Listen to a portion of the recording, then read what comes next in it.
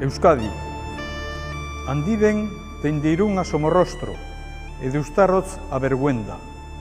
Pasei por Gasteiz e por Donostia. Crucei o Gran Bilbao ou Gran Babel, coa lembranza viva como a brasa dunha máxica verba inextinguível de Gabriel Aresti Segurola. Voz varil e clara e neboenta, patria euskera, difícil, rexa, combatida.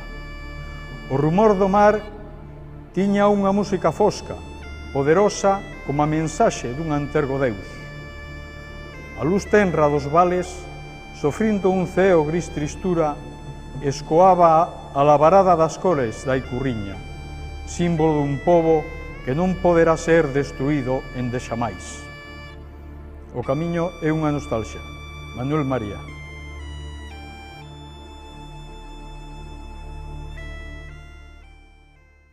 Aresti arrizko gau luzea amaitua itzin hiltzen. Idatzita utzi zuen, poesia mailua da. Eta oskorria iragarri zuen. Harria behar da zubigintzan, eta mailua, eta lana, eta izerdia. Arrizko gau luzearen amaiera iragartzen zuen oskorriaz herria hitzartu ahala, idazleak ere jagi egin ziren. Egia bat esateagatik, alabak hil behar bazaizkit. Andrea bortxatu behar badidate, etxea lurrarekin berdindu behar bazait. Egia bat esateagatik, ebaki behar badidate nik eskribitzen dudan eskua, nik kantatzen dudan mihina. Egia bat esateagatik, nire izena kenduko badute euskal literaturaren urrezko horrietatik, inoiz, inola, inon, ez naiz isilduko.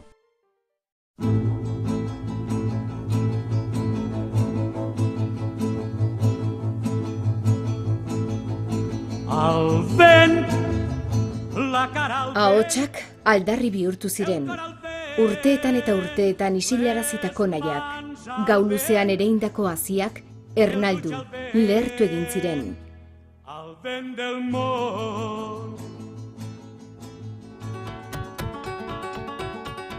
Mila 1977an, Katalan hizkuntzako idazleen elkartea sortu zen.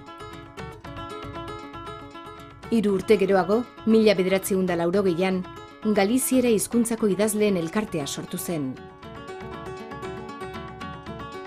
Azkenik, Euskal idazleen elkartea 1982an sortu zen. Zubiaren 3 zutarriak eraiki ziren. Zutarrien arteko zeharrabeak baino ez ziren behar, zubia izan zedin. Literaturaren historian seinalatua den 1984an ezarri zen abeotako lehena. Reunits a Poblet el dia 24 de juny de 1984, nosaltres, escriptors gallecs, bascos i catalans, manifestem. 1. En contra de tot intent de manipulació i de desvirtuació cultural i nacional, són escriptors gallecs, bascos i catalans aquells que usen com a instrument de creació les seves respectives llengües, és a dir, gallec, èuscar i català. 2. Malia os adiantos da normalización, fundamentalmente acadados pola loita reiterada, tanto dos escritores como doutros sectores sociais cunha forte conciencia nacional, atopámonos moi lonxe aínda agora dos mínimos exixíveis nunhas sociedades nacionais afirmadas. 3. O compromiso rexo de establecer relacións continuadas de literatura eta kultur adierazpen ezberdinen artean, hartu eman etengabea eta ekintza bateratuak eratzeko konpromiso zintzoa dugu. Hori horrela izan dadin, behar den azpiegitura nahikoa sor dezatela eskatzen diegu erakundeei. Elkarren arteko harremanak emaitza eraginkorrak eman ditzaten, eta gure literaturek nazioarteko esparru guztietan zabalkundea eta ordezkaritza izan dezaten. 4.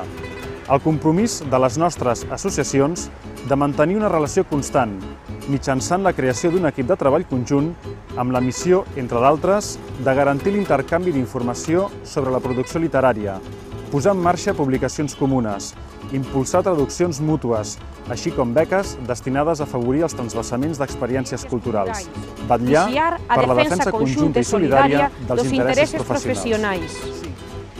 5. Que o encontro demostra a intensa inquedanza dos escritores, tanto polo que atinxa as problemáticas das nosas nacións en Estado, como no tocante á defensa efectiva dos dereitos humanos, Deste modo, constatan o feito dunha represión que tamén concerne a escritores tanto das nosas nacións como a doutras do salatu mundo. nahi dugu.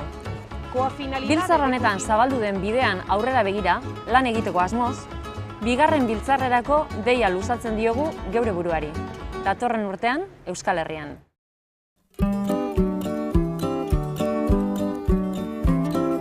Pobleteko manifestua sinatu zenaren ostean, urtero bildu da Galeuska.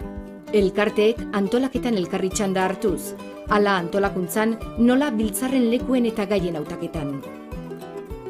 Hala bada, hizkuntza bakoitzaren lurraldeak ibiliz joan da Galeuska. Horrela, leku simbolikoak bisitatu dira, Gernika, Santiago, Andorrako Printzipatua, Iruñea. Hizkuntzaren eremuak mugen gaindi eta banaketa politikoak baino haratako aldarrikatu dira, Miarritzen, Mallorcan, Castellón. Idazleen arteko harremanak sendotuz, hiru literaturen artekoak sendotuz joan diren era berean. Elkarteak idazleek osatzen dituztelako, eta idazleok euron nontasuna eta noiztasuna bizi dutelako, denen intereseko gaiak jorratuz joan dira.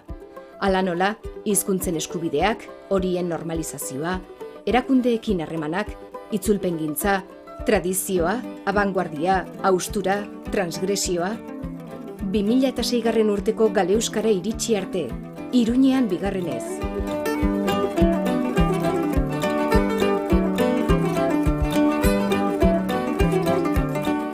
Horri buruz lan egiteko, hemen bildu dira elkarteetako 3 presidentak.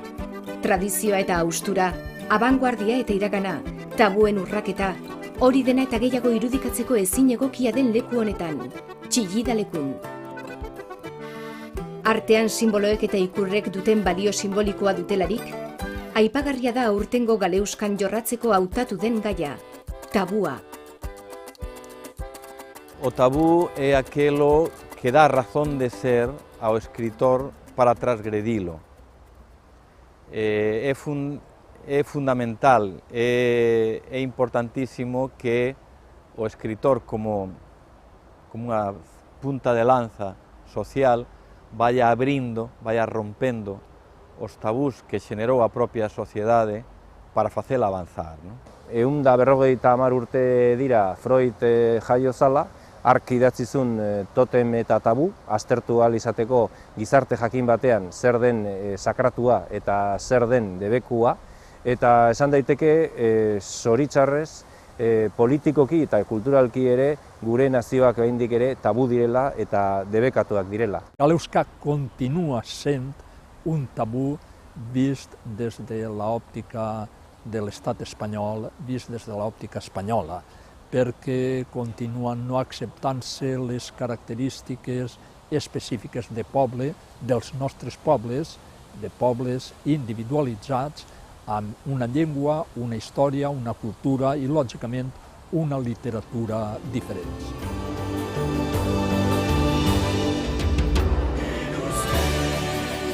Urratu beharreko bidea, itsasoa bezain zabala da. Horixe ikusi zen 2000ko Galeuskan, Lekeition, 1000 urteko berriaren hasieran. Itsasoa dela ta, beraz, eta era berean ura izan daitekeen bezain libreak eta hartan nabigatzeko bezain ausartak izateko zin eginez, Galeuska berrituz. Europako beste edozein hizkuntza bezain zahar edo zaharrago diren katalanak, galegoak, euskarak, horietako hiztunek hain zuzen, badakite 23 urte zer diren.